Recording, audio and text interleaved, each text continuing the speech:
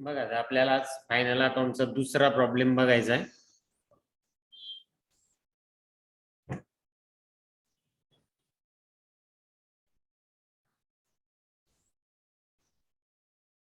Final account second problem आपल्या समोर आहे आता. From the following balances prepare trading and profit and loss account and balance sheet of messrs Hemlata traders MIDC Ambad Nashik for the year ended 31/3/2010.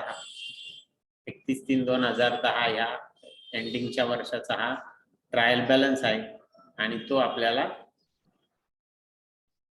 त्याचं balance sheet मध्ये आपल्याला posting करायचंय. Balance sheet मध्ये आपल्याला पहिले तुमच्या वर्कबुक मध्ये अकाउंट्स तयारच आहेत.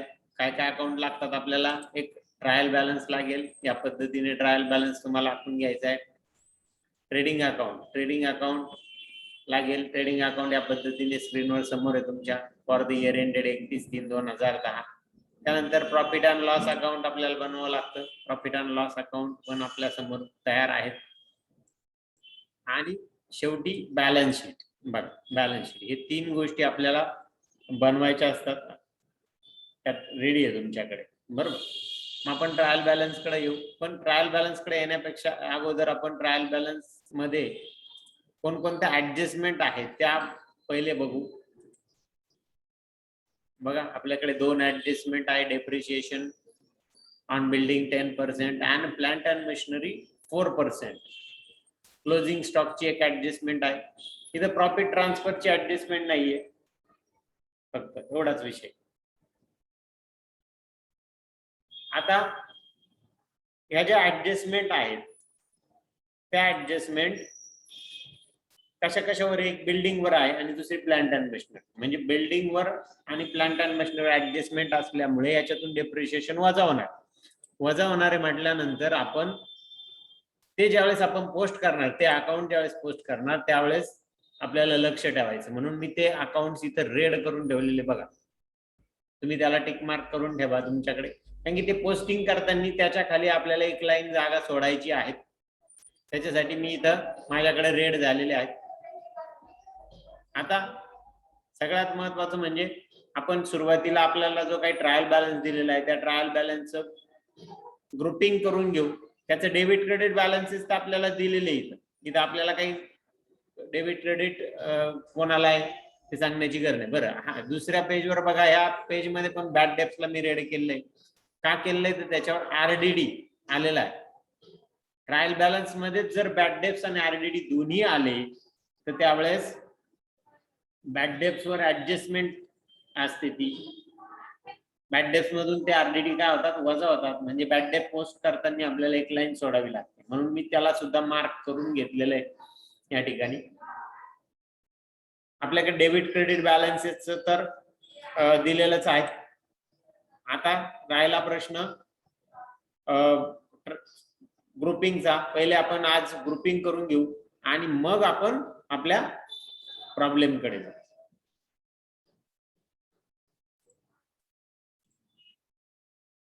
बघा आता आपल्याला आता ग्रुपिंग करायचे.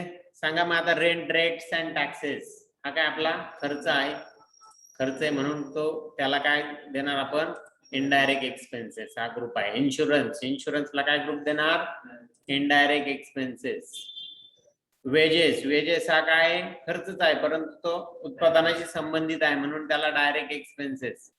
ड्रॉइंग काय आहे? तर तो त्या पर्सनल व्यक्तीचा किंवा तो जो प्रोप्रायटर असतो त्याचा पर्सनल खर्च. पर्सनल खर्च म्हटल्यावर त्याला कॅपिटल अकाउंट हा ग्रुप आपण निवडत असतो. त्यानंतर आहे सनरी डेटर्स. डेटर्सला तसाच ग्रुप आहे. सनरी डेटर्स नावानेच ग्रुप आहे म्हणून सनरी डेटर्स. परचेसेसला काय ग्रुप आहे? परचेस अकाउंट म्हणून परचेस अकाउंट हा ग्रुप आपण देतोय त्याला.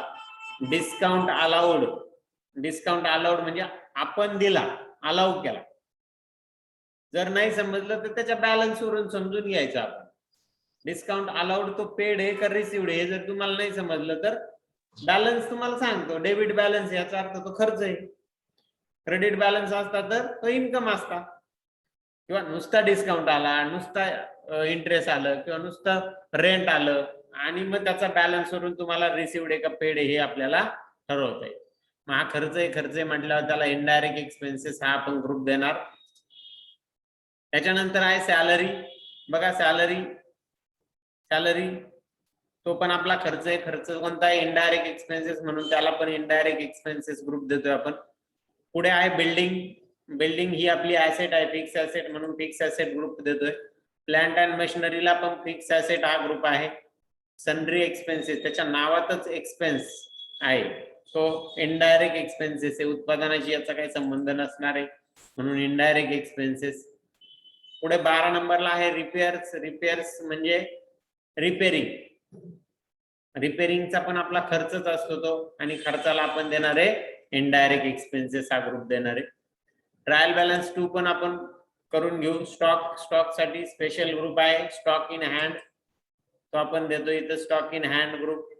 फर्निचर हे आपली फिक्स असेट आहे, म्हणून फिक्स असेट ग्रुप आपण देऊ त्याला.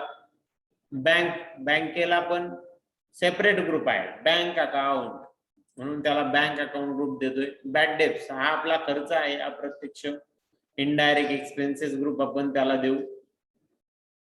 पुढे बिल्स रिसिवेबल काय करंट ऍसेट आहे ती आपल्याला. बिल्स हे नाही आपलं, म्हणजे ती आपली करंट ऍसेट आहे, म्हणून करंट ऍसेट ग्रुप. आरडीडी हा काय होणार आहे? या बॅड डेब्टचाच एक भाग आहे. बॅड डेब्टला आपण इनडायरेक्ट एक्सपेन्स दिला, त्याला आपल्याला इनडायरेक्ट एक्सपेन्सेस द्यावं लागेल. त्याचा बॅलन्स जरी क्रेडिट असेल तर तो त्यातून वजा होणार. पुढे लोन्स फ्रॉम प्रकाश कडून लोन घेतलं. लोनला 3 ग्रुप आहे, सिक्युअर्ड, अनसिक्युअर्ड आणि बँक ओडी. बँकेचा नाहीये म्हणून सिक्युअर्ड किंवा अनसिक्युअर्ड मध्ये आपल्याला टाकावं लागेल. मग हा आपल्याला अनसिक्युअर्ड मध्ये आपण टाकतोय अनसिक्युअर्ड लोन. सेल्स साठी सेपरेट ग्रुप आहे आपल्याकडे सेल्स अकाउंट, म्हणून त्याला सेल्स अकाउंट हा ग्रुप मी देतोय. कॅपिटल साठी स्वतंत्र ग्रुप आहे कॅपिटल अकाउंट, म्हणून त्याला आपण कॅपिटल अकाउंट देणार. बघा त्यानंतर आहे सन्ड्री क्रेडिटरला पण स्वतंत्र ग्रुप आहे आपल्याकडे सन्ड्री क्रेडिटर म्हणून, मग सन्ड्री क्रेडिटर आपण त्याला ग्रुप देतोय. पुढे जाऊ आपण सन्ड्री इन्कम, किरकोळ इन्कम आपल्याला झालेले काही इतर इन्कम म्हटलं का त्याला इनडायरेक्ट इन्कम हा ग्रुप आहे. बिल्स पेबल बिल्स देणं हे आपल्याला 34,000 ही आपली देणं म्हटल्यावर लायबिलिटी, म्हणून करंट लायबिलिटी हा ग्रुप आपण त्याला देऊ. डिस्काउंट रिसिव्ड इन्कम आहे आपला हा, म्हणून त्याला इनडायरेक्ट इन्कम हा आपण ग्रुप देतो. बघा आणि हा ट्रायल बॅलन्स आपल्याला इथे दिलेला आहे पूर्ण 4,50,000 ही त्याची टॅली टोटल आहे. ठीक आहे, जाऊ परत पहिला ट्रायल बॅलन्स 1 म्हणजे पहिल्या याच्याकडे जाऊ आपण. आणि एक अकाउंट आता आपल्याला काय करायचे? पोस्टिंग करायचे. कुठं करायचं? एक ट्रेडिंग अकाउंट, प्रॉफिट अँड आणि बॅलन्स शीट अशा 3 ठिकाणी आपल्याला ते पोस्टिंग करायचे. बघा हे trading account, profit and loss account आणि बॅलन्स शीट या 3 ठिकाणी तुम्हाला काय करायचंय? हे पोस्टिंग करायचं. मग पहिलाच आयटम आहे रेट्स अँड टॅक्सेस. हा काय खर्च आहे? खर्च आहे म्हटल्यावर खर्च कुठे येणार? प्रॉफिट अँड लॉसच्या डेबिट साईडला. आता सोपं झालं बघा, तुम्ही ग्रुपिंग करून घेतलं, या ग्रुपिंग करून तुमच्या लक्षात येईल इनडायरेक्ट एक्सपेन्सेस प्रॉफिट अँड लॉसच्या डेबिटला आणि डायरेक्ट एक्सपेन्सेस ट्रेडिंगच्या डेबिटला. इनडायरेक्ट इन्कम प्रॉफिट अँड लॉसच्या क्रेडिटला पोस्ट करायचे आणि डायरेक्ट इन्कम ट्रेडिंगच्या क्रेडिटला आपल्याला पोस्ट करायचे. बरं, आपण ट्रायल बॅलन्स पोस्टिंग सुरू करण्याच्या अगोदर पहिली एक गोष्ट करून घेणार, ती म्हणजे ट्रेडिंग अकाउंटला काही गोष्टी आपल्याला लिहून घ्यायच्या आहे, बॅलन्स शीटला काही गोष्टी आपल्याला लिहून घ्यायच्या आहे. मग काय लिहून घ्यायचंय? तर पहिलं आपण ट्रेडिंगला जाऊ. ट्रेडिंगच्या डेबिट साईडला आपण सुरुवातीला लिहितो टू ओपनिंग स्टॉक. बरं, त्याच्या खाली आपण लिहितो टू परचेसेस आणि त्याच्या खाली लेस परचेस रिटर्न. पण या प्रॉब्लेम मध्ये परचेस रिटर्न आलेले नाही, म्हणून मी तिथे घेत नाही. डायरेक्ट क्रेडिट साईडला बाय सेल्स असं लिहिलं, बाय सेल्स. बरोबर, सेल्स याच्यात सेल्स रिटर्न पण आपल्याकडे आलेले नाहीये, म्हणून आपण सेल्स रिटर्न पण इथे लिहित नाहीये. बघा, बघून घ्या वाटल्यास ट्रायल बॅलन्स मध्ये सेल्स रिटर्न नाहीये. ठीक आहे, अजून आपल्याला कुठं लिहून घ्यायचे ते म्हणजे बॅलन्स शीटला. मग मी बॅलन्स शीट कडे जातोय. बघा बॅलन्स शीट आलं आपल्या समोर.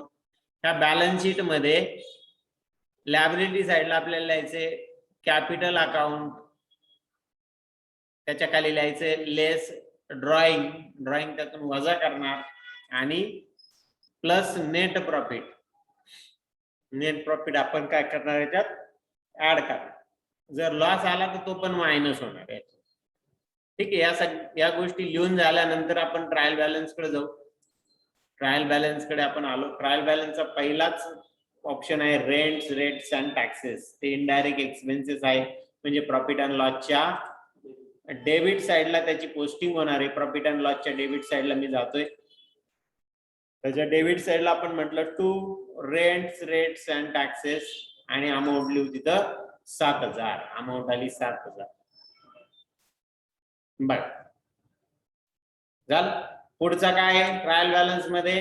पुढे आहे इन्शुरन्स. बघा इन्शुरन्स 2,000. तो पण इनडायरेक्ट एक्सपेन्सेस आहे, म्हणजे प्रॉफिट अँड लॉसच्या डेबिट साइडला त्याची पोस्टिंग होणार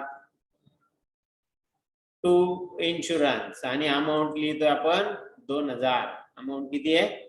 2,000. झालं. इन्शुरन्सचं पण पोस्टिंग आपलं पूर्ण झालंय. पुढे जाऊ आपण पुढच्या ट्रायल बॅलन्सच्या आयटम कडे, तो म्हणजे आहे वेजेस. बघा वेजेस तुमच्या समोर आहे 12,000. इन डायरेक्ट एक्सपेन्सेस आहे. डायरेक्ट एक्सपेन्सेस म्हणजेच ट्रेडिंगच्या डेबिटला तो जाणार. मग ट्रेडिंगच्या डेबिटला जाऊ आपण. ट्रेडिंगच्या डेबिटला परचेसच्या खाली, त्याच्या खाली काही मायनस हे येणार नाहीये, परचेस रिटर्न आलेलंच नाही, म्हणून डायरेक्ट आपण लाईन न सोडता तिथं टू वेजेस आणि अमाऊंट लिहू 12,000. अमाऊंट किती आहे? 12,000.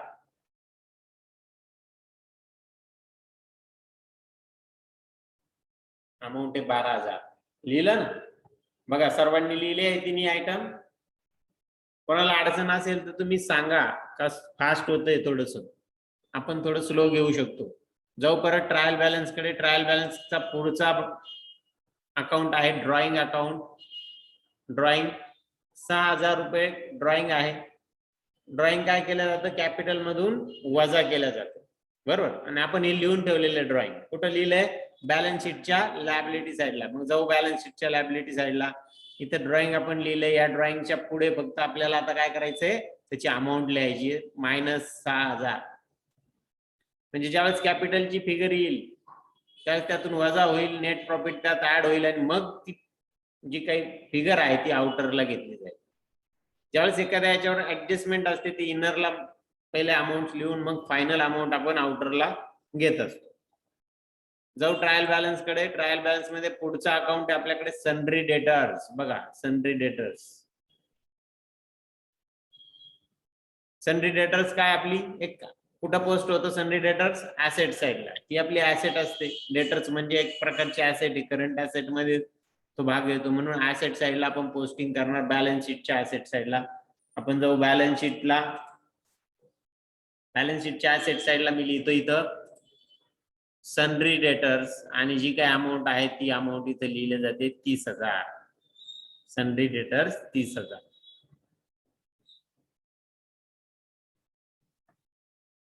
ठीक आहे. पुढचा काय अकाउंट आपण बघू ट्रायल बॅलन्स मध्ये? पुढे आहे परचेसेस. बघा purchases 80,000.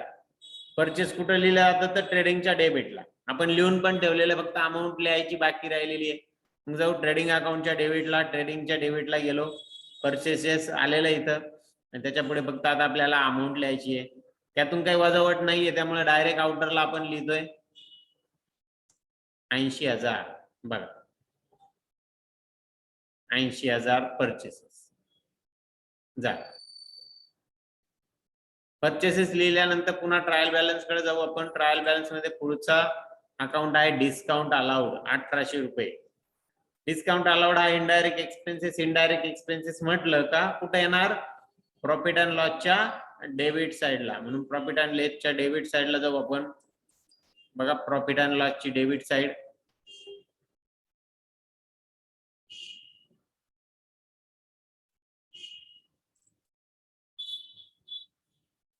Profit and loss debit साइडला तिथे आपण लिहू to discount allowed. To discount allowed, आणि अमाऊंट येणार आहे 1800 रुपये. अमाऊंट किती आहे? 1800 रुपये.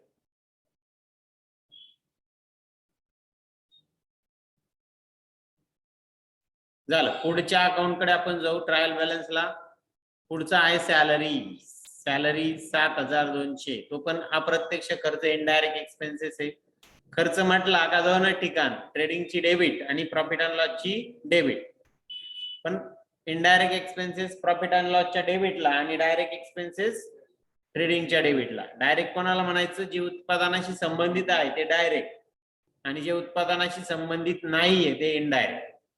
मग प्रॉफिट अँड लॉसच्या डेबिटला जाऊ. तिथं आपण लिहिणार टू सॅलरीज आणि अमाऊंट लिहितो आपण 7200. अमाऊंट येते 7200. झालं. पुढे जाऊ आपण. पुढचा आयटम आहे आपल्याकडे बिल्डिंग. 80,000. बिल्डिंग किती आहे? 80,000.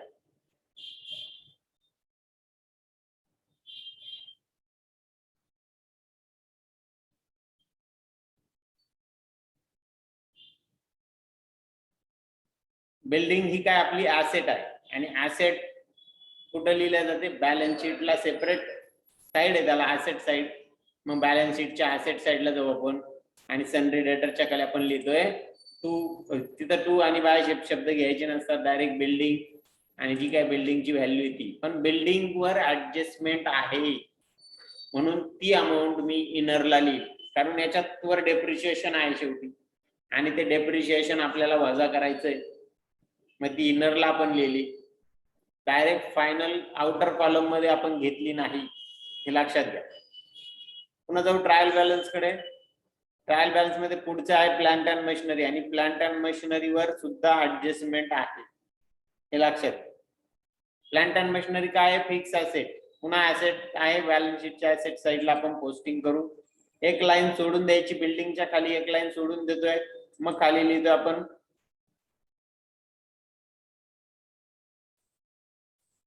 Plant and machinery.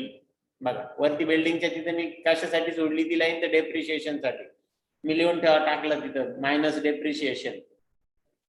आणि किती अमाऊंट आहे? 1,00,000. प्लांट अँड मशिनरीची 1,00,000, आणि ती आपण लिहितो इनरला, लक्षात घ्या. आणि त्याच्या खाली प्लांट अँड मशिनरीचं काय येणार आहे? डेप्रिशिएशन. ज्यावेळेस येईल त्यावेळेस आपण फिगर लिहू, पण आता तिथं लिहून ठेवलं मायनस डेप्रिशिएशन. लिहून ठेवा म्हणजे मग ती लक्षात राहत.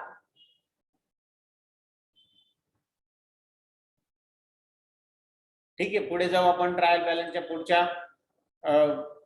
अकाउंट कडे. सन्ड्री एक्सपेन्सेस हे पुढचा अकाउंट आहे 4,000. सन्ड्री एक्सपेन्सेस आपला खर्च आहे.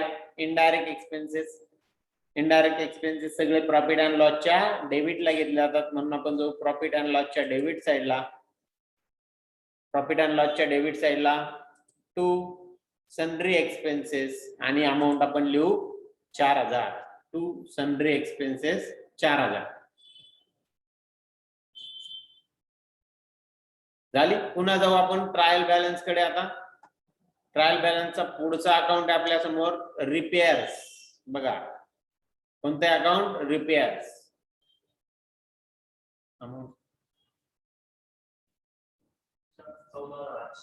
रिपेअर्सला 14,800 अमाऊंट आहे. इनडायरेक्ट एक्सपेन्सेस आहे हा. इनडायरेक्ट एक्सपेन्सेस म्हटलं का प्रॉफिट अँड लॉसच्या डेबिट साइडला आपण त्याची पोस्टिंग करणार. मग जाऊ आपण प्रॉफिट अँड लॉसच्या डेबिटला, तिथं आपण पोस्टिंग करू टू रिपेअर्स, आणि अमाऊंट आहे तिथं 14,800. 14,800 रिपेअरिंगचा खर्च आहे हा.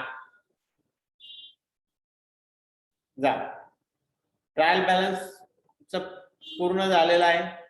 आता आपल्याला दुसरा पेजवर जायचंय. सेकंड पेजवर मी जातोय. सेकंड पेजवर आहे पहिला स्टॉक 1/4/2009 24,000. स्टॉक म्हटलं का ट्रेडिंगच्या डेबिट साइडला आपण घेणार आहे, ठरलेले ट्रेडिंगच्या, आणि ते लिहून पण आपण ठेवलेलं आहे स्टॉक ट्रेडिंगच्या डेबिट साइडला. ओपनिंग स्टॉक असं आपण लिहून ठेवलंय ट्रेडिंगच्या डेबिटला. मग ट्रेडिंगला मी जातोय, ट्रेडिंग अकाउंटला, तिथे लिहिलेलं आहे बघा टू ओपनिंग स्टॉक वरती. त्याच्या पुढे आता आपल्याला फक्त काय लिहायची? त्याची अमाऊंट लिहायची. ती अमाऊंट आपण लिहितोय 2,400 रुपये. 24,000. ओपनिंग स्टॉक किती आहे 24,000.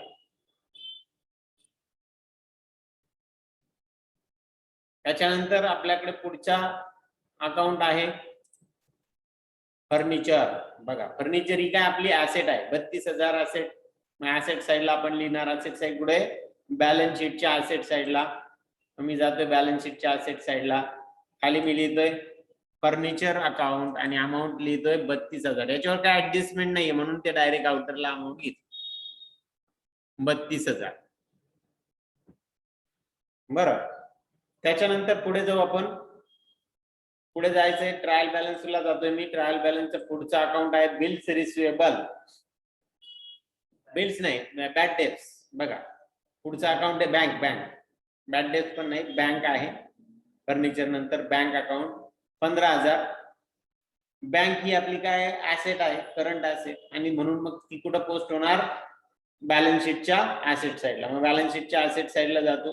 फर्निचरच्या खाली मी इथं लिहिणार बँक अकाउंट आणि अमाऊंट लिहिणार 15,000. अमाऊंट येणार 15,000. Bank account 15,000. परत जाऊ आपण ट्रायल बॅलन्स कडे. ट्रायल बॅलन्सचं पुढचा अकाउंट आहे आपल्याकडे बॅड डेट्स. बघा बॅड डेट्स आणि बॅड डेट्स वर ऍडजस्टमेंट आहे. आरडीडी त्यातून मायनस होणार आहे म्हणून त्याच्या खाली आपल्याला एक लाईन सोडावी लागणार आहे. मग जाऊ आपण प्रॉफिट अँड लॉसच्या डेबिटला आपण बॅड डेट्स लिहित असतो तो अप्रत्यक्ष खर्च आहे. प्रॉफिट अँड लॉसच्या डेबिट साइडला टू बॅड डेट्स आणि अमाऊंट कुठे लिहिणार आपण इनरला लिहिणार. बघा इथे 11,200 इनरला. त्यातून आपल्याला एक लाईन सोडायची आहे म्हटल्यानंतर कशासाठी सोडायची तर आरडीडी साठी मायनस आरडीडी असं मी लिहून ठेवलं. काय लिहून ठेवलं तुम्ही पण लिहून ठेवा म्हणजे मग दुसरी काही पोस्टिंग तिथं होणार नाही. पुन्हा जाऊ ट्रायल बॅलन्स कडे. ट्रायल बॅलन्स मध्ये पुढचं आहे बिल्स रिसिवेबल. बिल्स रिसिवेबल किती आहे 23,000. बघा करंट बिल्स रिसिवेबल ही करंट ऍसेट आपली ऍसेट ही एक प्रकारची म्हणून कुठं पोस्टिंग होईल त्याची ऍसेट साइडला बॅलन्स शीटच्या ऍसेट साइडला जाऊ. तिथं आपण खाली लिहू बिल्स रिसिवेबल आणि अमाऊंट आहे 23,000. अमाऊंट आहे 23,000. बघा बिल्स रिसिवेबल 23,000 लिहिलं. मग पुढे परत ट्रायल बॅलन्स कडे जातो. ट्रायल बॅलन्स मध्ये पुढचा आयटम किंवा पुढचा अकाउंट आहे आरडीडी. आरडीडी 5,000. हे काय होतात लेस होणार पुढून बॅड डेट्स म्हणून. बॅड डेट्स आपण ऑलरेडी लिहिले प्रॉफिट अँड लॉस. बघा इथं प्रॉफिट अँड लॉसला त्याच्या खाली लेस आरडीडी आपण लिहून पण ठेवलं. आता फक्त अमाऊंट लिहायची मायनस 5,000 आणि मग वजावट करून आपण त्याची फायनल व्हॅल्यू घेणार 6,200 आउटरला. बघा 6,200 घेतली आउटरला व्हॅल्यू. झालं. पुढे जाऊ आपण ट्रायल बॅलन्सचा पुढचा अकाउंट आहे लोन फ्रॉम प्रकाश 79,400. लोन कुठं देणं आहे म्हणून लॅबिलिटी साइडला येईल बॅलन्स शीटची लॅबिलिटी साइड. मग बॅलन्स शीटच्या लॅबिलिटी साइडला आलो मी आणि तिथं आपण लिहिणार लोन फ्रॉम प्रकाश आणि अमाऊंट लिहिणार 79,400. 79,400 ही अमाऊंट आपण तिथे लिहिली. झालं. आपण आयटम आपला पोस्ट करून झाला. हे अकाउंट पोस्टिंग झालं. पुढच्या अकाउंट कडे आपण जाणार ट्रायल बॅलन्स मध्ये. पुढचा आहे सेल्स अकाउंट 1,84,600 सेल्स आहे. सेल्स कुठे लिहिले जातात ट्रेडिंगच्या डेबिटला. ट्रेडिंगच्या क्रेडिटला आपण लिहून ठेवलेलं आहे ऑलरेडी सेल्स. ट्रेडिंगच्या क्रेडिटला सेल्स लिहून ठेवलेले. तिथं फक्त फिगर लिहायची बाकी राहिलेली आहे. ती फिगर आपण इथं लिहित मांडतोय 1,84,600. बघा इथं मी लिहिले बाय सेल्स. आपलं पहिलं फायनल अकाउंट सुरू झालं तर पहिलं काम हेच असतं का ट्रेडिंगच्या डेबिटला to opening stock to purchases less purchase return आणि क्रेडिटला आपण काय लिहितो by sales less sales return. हे आपण लिहूनच ठेवत असतो. फक्त अमाऊंट जसे ट्रायल बॅलन्स मध्ये ते अकाउंट येईल तसं आपण त्याच्यात पोस्टिंग करू. जाऊ पुढच्या अकाउंट कडे. ट्रायल बॅलन्सच्या पुढचा आहे कॅपिटल अकाउंट. बघा इथं कॅपिटल अकाउंट तुमच्या समोर आहे. 90,000. कॅपिटलची फिगर किती आहे? 90,000. कॅपिटल कुठं लिहिलं जातं? लायबिलिटी साईडला. ते देणं आहे आणि आपण लिहून पण ठेवलेलं आहे बघा.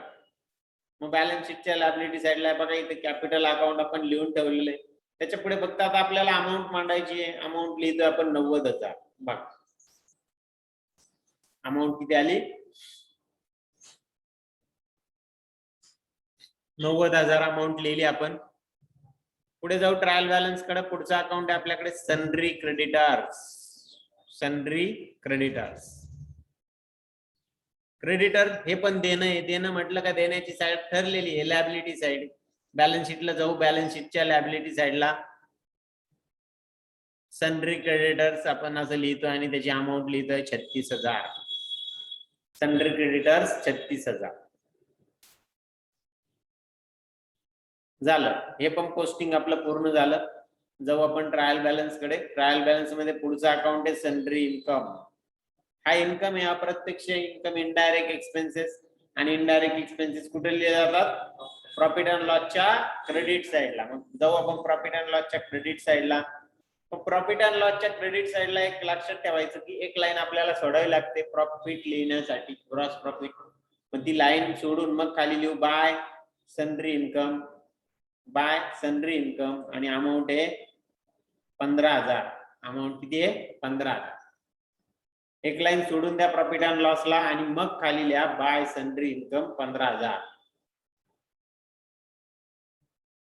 झालं. हे पण पोस्टिंग पूर्ण झालं. पुढे जाऊ आपण ट्रायल बॅलन्सच्या.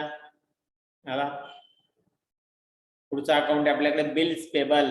करंट लायबिलिटी ही आपली देणं आहे. देणं म्हटलं का लायबिलिटी साईडला 34,000. मग बॅलन्स शीटला येतोय मी. बॅलन्स शीटच्या लायबिलिटी साईडला आलो. इथं सन्ड्री क्रेडिटर आहे बघा. त्याच्या खाली लिहू आपण बिल्स पेबल आणि अमाऊंट आपण अमाऊंट कॉलम मध्ये लिहितोय 34,000. बघा लिहिली आपण 34,000. बिल्स पेबलची अमाऊंट आहे 34,000. त्यानंतर पुढे जाऊ आपण पुढच्या अकाउंट कडे. ट्रायल बॅलन्स मध्ये पुढचा अकाउंट आहे discount received 6,000. Discount received 6,000.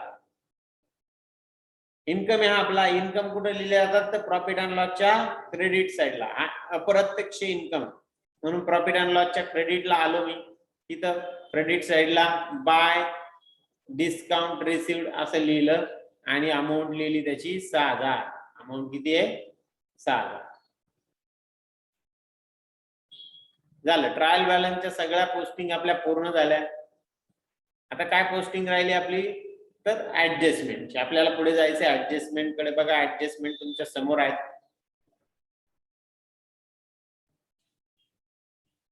Adjustment समोर आहेत तुमच्या. पहिली ऍडजस्टमेंट आहे डेप्रिशिएशन ऑन बिल्डिंग 10% आणि प्लांट अँड मशिनरी 4%. 10% डेप्रिशिएशन वर चार्ज करायचे आपल्याला. डेप्रिशिएशन ऑन बिल्डिंग 10% आणि प्लांट अँड मशिनरी 4%. मग बघू आपण डेप्रिशिएट बिल्डिंग किती अमाऊंट आहे बिल्डिंगची. बघा तुमच्या समोर आहे बिल्डिंग 80,000 आणि प्लांट अँड मशिनरी किती आहे? 1,00,000. त्या 80,000वर आपल्याला 10% काढायचे आणि प्लांट अँड मशिनरीचे 4. 80,000वर 10% म्हणजे 8,000 आणि 1,00,000वर 4% किती येणार? 4,000. बघा त्याला आले 8,000, इथं आले 4,000. म्हणजे टोटल डेप्रिशिएशन आपलं आलं 12,000. किती आलं? 12,000. मग आता याची जर्नल एंट्री कशी होते? जर्नल एंट्री तर डेप्रिशिएशन अकाउंटला काय दिलं जातं? डेबिट दिलं जातं. Depreciation account debit 12,000. Total depreciation account debit 12,000 to building 8,000 to plant and machinery 4,000. अशा पद्धतीने आपली जर्नल एंट्री होत असते. इनडायरेक्ट एक्सपेन्सेस आहे डेप्रिशिएशन आणि जर्नल व्हाउचर मधून त्याची पोस्टिंग होत असते. टॅली मधलं हे टॅलीमध्ये गरजेचं आहे. तुम्ही एंट्री लिहून ठेवणं गरजेचं आहे प्रत्येकाने. टॅलीमध्ये तुम्हाला पोस्टिंग नाही करायला लागणार. तिथं तुम्हाला जर्नल एंट्री करावी. आता पोस्टिंग कुठं कुठं होणार? तर डेप्रिशिएशन पहिला इफेक्ट असणार लेस फ्रॉम ऍसेट. ज्या ऍसेटवर आपण डेप्रिशिएशन घेतोय त्याच्यामधून ते वजा होणार, लेस डेप्रिशिएशन. आणि second effect profit and loss debit side to depreciation on building, to depreciation on plant and machinery असं आपण तिथे लिहिणार आणि त्यामुळे तिथं लिहून टाकणार. बरोबर. तर असे दोन इफेक्ट मग आता आपल्याला द्यायचे हे दोन इफेक्ट. पहिलं इफेक्ट कुठे आहे, लेस फ्रॉम ऍसेट, त्या ऍसेट मधून वजा. मग कोणाकोणामधून वजा होणार, एक बिल्डिंग मधून आणि दुसरं प्लांट अँड मशिनरी. जाऊ आपण बॅलन्स शीटला जातोय आपण. बॅलन्स शीटच्या बिल्डिंग मध्ये आपण मायनस डेप्रिशिएशन म्हटलेलं आहे. किती डेप्रिशिएशन आलंय त्याच्यावर, तर 8,000, म्हणून मायनस 8,000 आणि अमाऊंट आली, फायनल अमाऊंट आली 72,000 आउटर. बघा इथे मी मायनस 8,000 केले, त्याच्यातून 8,000 वजा करून फायनल आउटरला 72,000 व्हॅल्यू आहे. खाली प्लांट अँड मशिनरीवर डेप्रिशिएशन आलंय 4,000, ते वजा करू आपण आणि फायनल फिगर आपण घेतोय 96,000. 1 लाखातून 4 गेले, 96,000 फायनल फिगर आपली राहील.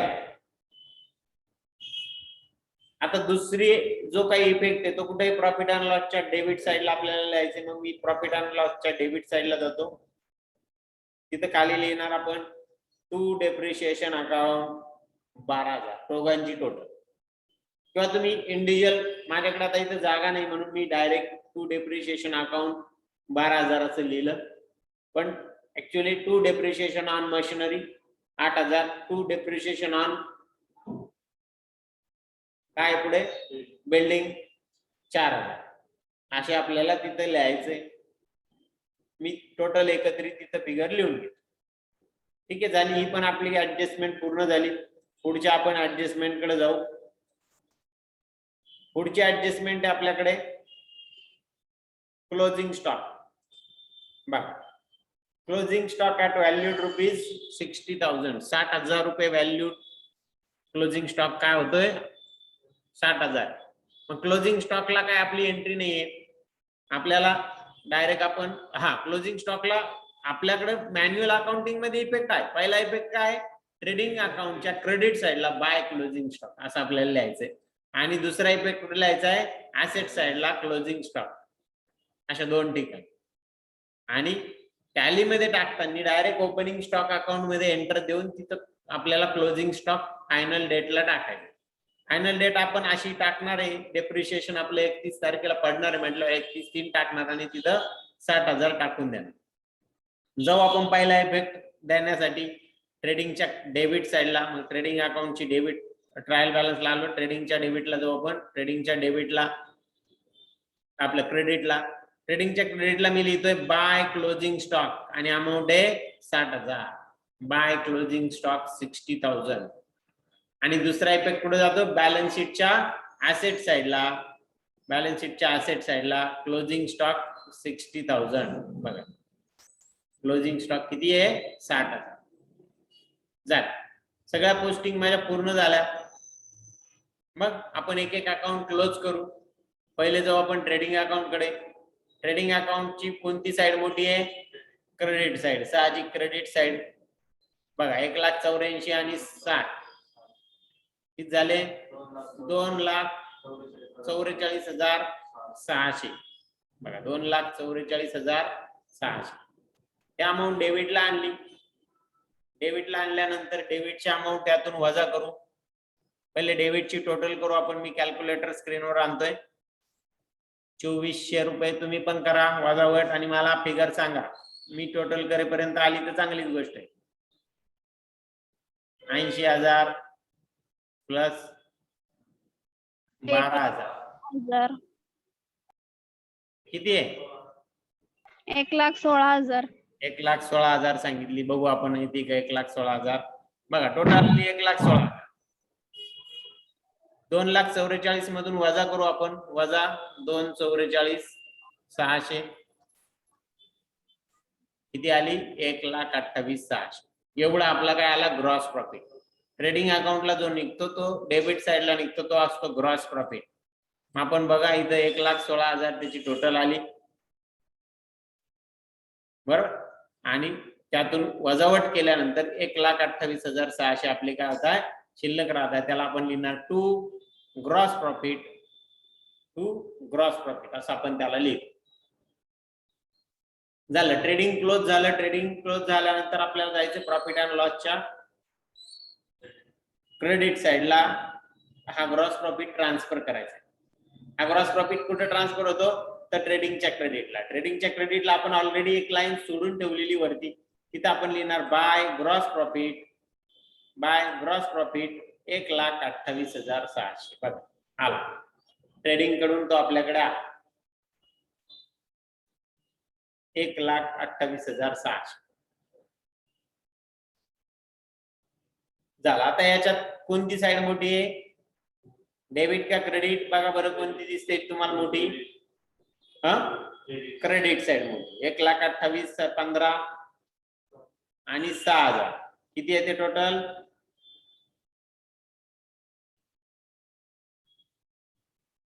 बघा टोटल आली 1,49,600. किती आली टोटल? 1,49,600. डेबिटला आणली 1,49,600. डेबिटची अमाऊंट आपण वजा करू. मग पहिले डेबिटची अमाऊंट वजा करायला त्याची टोटल करावी लागेल. मी टोटल करतो तोपर्यंत तुम्ही मला फिगर सांगा.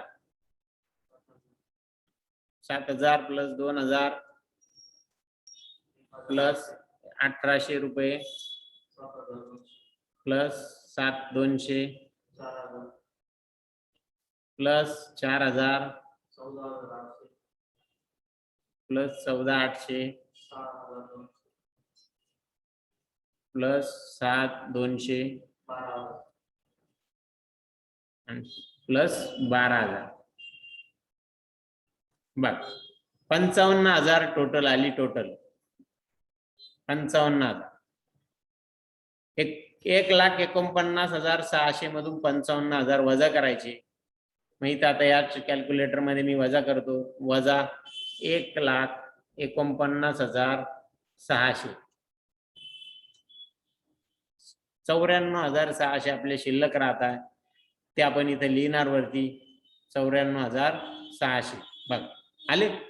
आणि त्याला आपण काय म्हणतो? आपण प्रॉफिट अँड लॉसला निघतो तो डेबिट साइडला नेट प्रॉफिट आला. 96,600 नेट प्रॉफिट आपल्या इथं आले. आता हा नेट प्रॉफिट काय करतो आपण तर कॅपिटल अकाउंटला ट्रान्सफर करतो. कॅपिटल मध्ये नेट प्रॉफिट काय करतो आपण? ऍड करतो. आपण ऑलरेडी तिथे लिहून ठेवलेलं आहे टू कॅपिटल, आपलं capital account minus drawing plus net profit. मग जाऊ बॅलन्स शीटला. बॅलन्स शीटला गेल्यानंतर इथं नेट प्रॉफिट आपण लिहून ठेवलेलं आहे. त्याच्या पुढे आता 94,000 ही फिगर आपण इथे टाकतोय. 94. आणि मग आता 90 मधून 6 घालवायचे आणि 6 मधनं राहता किती? 84,000. 84,000 अधिक 94,600 टोटल येते आपल्याकडे 1,78,600. बघा कॅपिटलची फिगर आपण आउटरला घेऊन टाकली. घेतली आउटरला. मग आता आपण एक एक याची टोटल करणार. आपण पहिले करू क्रेडिट साइडची टोटल. तुम्ही पण टोटल करा आणि किती टोटल येते मला सांगा अगोदर. माझ्या अगोदर मी टोटल करण्याच्या अगोदर येते का बघू आपण. 30,000 अधिक 72,000 अधिक 96,000 अधिक 32,000 अधिक 15,000 अधिक 23,000 अधिक 60,000. बघा 3,28,000 एवढी आपली फिगर आलेली आहे. ती आपण इथं मांडतोय 3,28,000. बरोबर. कोणाची टोटल आली नाही. परत क्रेडिटची टोटल करू. बघा क्रेडिटची करतोय 1,78,600 अधिक 79,400 प्लस 36,000 प्लस 34,000. त्याची पण 3,28,000 एवढीच फिगर आलेली आहे. म्हणजे सारखीच फिगर आली ती मी इथं मांडतोय आता 3,28,000. झालं. अशा पद्धतीने आपलं बॅलन्स शीट काय झालं, टॅली झालेलं आहे. बॅलन्स शीट टॅली झालं.